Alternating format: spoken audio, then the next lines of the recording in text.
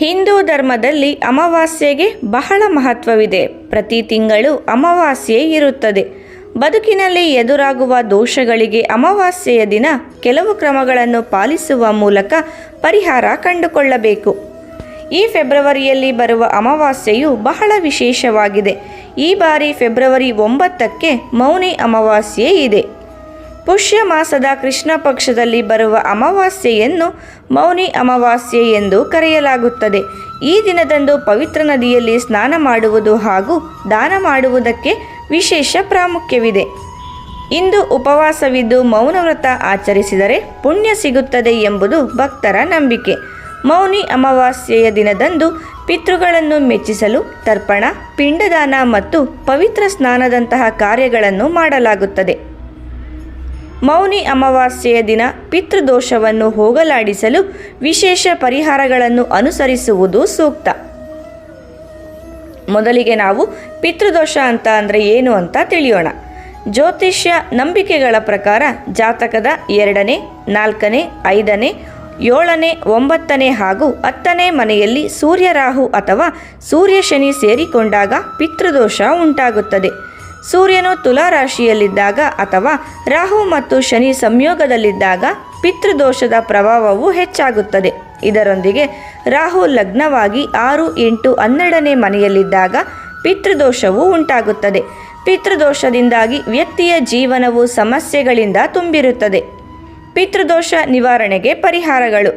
ಈ ದೋಷದಿಂದ ಮುಕ್ತಿ ಹೊಂದಲು ಅಮಾವಾಸ್ಯೆಯ ದಿನ ಪೂರ್ವಜರಿಗೆ ನೈವೇದ್ಯ ಅರ್ಪಿಸಿ ಅವರಿಗೆ ಸಂಬಂಧಿಸಿದ ಕಾರ್ಯಗಳನ್ನು ಮಾಡಬೇಕು.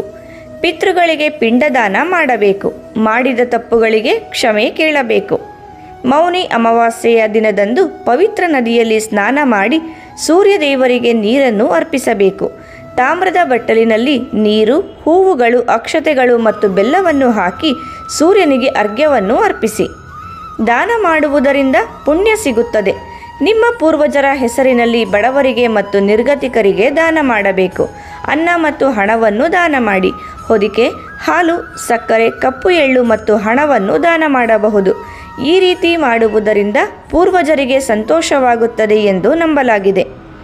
ಇರುವೆಗಳಿಗೆ ಸಕ್ಕರೆಯೊಂದಿಗೆ ಬೆರೆಸಿದ ಹಿಟ್ಟಿನೊಂದಿಗೆ ಆಹಾರವನ್ನು ನೀಡಬೇಕು.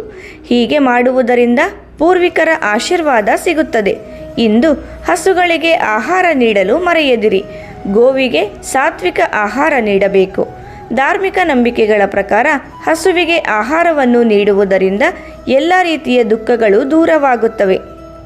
ಮೌನಿ ಅಮಾವಾಸ್ಯೆಯ ದಿನ ಆಲದ ಮರಕ್ಕೆ ನೀರನ್ನು ಅರ್ಪಿಸಿ, ಮರದ ಕೆಳಗೆ ದೀಪವನ್ನು ಹಚ್ಚಿ ಮತ್ತು ಮರದ ಸುತ್ತಲೂ 108 ಪ್ರದಕ್ಷಿಣೆ ಹಾಕಿ. ಈ ಪರಿಹಾರಗಳನ್ನು ಅನುಸರಿಸುವ ಮೂಲಕ ಪಿತೃದೋಷಗಳಿಂದ ಪರಿಹಾರವನ್ನು ಪಡೆಯುತ್ತಾರೆ ಎಂದು ನಂಬಲಾಗಿದೆ.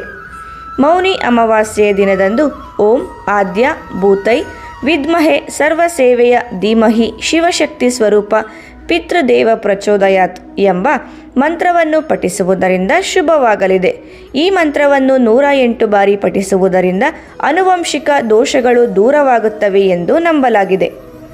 ಸ್ನೇಹಿತರೆ, ಮಾಹಿತಿ ಇಷ್ಟ ಆದರೆ ವಿಡಿಯೋಗೆ ಒಂದು ಲೈಕ್ ಮಾಡಿ. ಇದೇ ರೀತಿ ಉಪಯುಕ್ತ ಮಾಹಿತಿಯೊಂದಿಗೆ ಮುಂದಿನ ವಿಡಿಯೋದಲ್ಲಿ ಭೇಟಿಯಾಗೋಣ. ಧನ್ಯವಾದಗಳು.